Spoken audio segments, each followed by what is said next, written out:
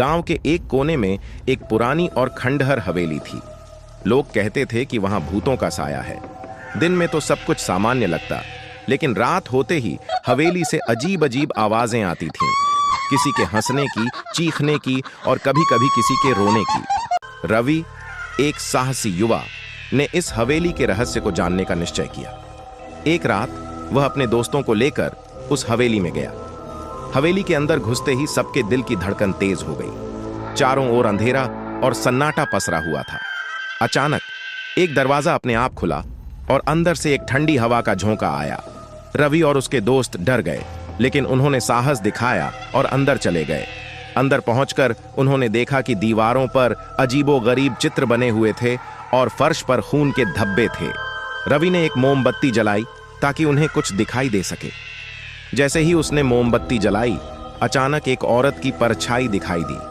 वह परछाई धीरे धीरे उनकी ओर बढ़ने लगी। रवि और उसके दोस्त सन्न रह गए। औरत की आंखें लाल और बाल बिखरे हुए थे।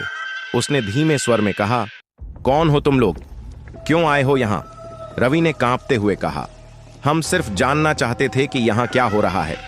औरत ने जोर से हंसते हुए कहा, यह मेरी आत्मा का घर है। जो भी यहां आता है वह जिंदा नहीं बचता। इतना कहकर वह औरत अचानक गायब हो गई और दरवाजे अपने आप बंद हो गए। चारों दोस्तों ने दरवाजा खोलने की बहुत कोशिश की, लेकिन सब बेकार। तभी एक चीख सुनाई दी और सबके सामने एक खून से लथपथ शरीर लटक रहा था। डर के मारे रवि और उसके दोस्तों की हालत खराब हो गई। उन्होंने मदद के लिए चिल्लाना शुरू किया, लेकिन कोई नहीं आया। अचानक दरवाजा खुला और सब बाहर भागे। उन्होंने कसम खाई कि अब कभी उस हवेली के पास भी नहीं जाएंगे। उसके बाद कोई भी उस हवेली के पास जाने की हिम्मत नहीं कर पाया। कहते हैं कि उस दिन के बाद जो भी उस हवेली में गया वह कभी वापस नहीं लौटा।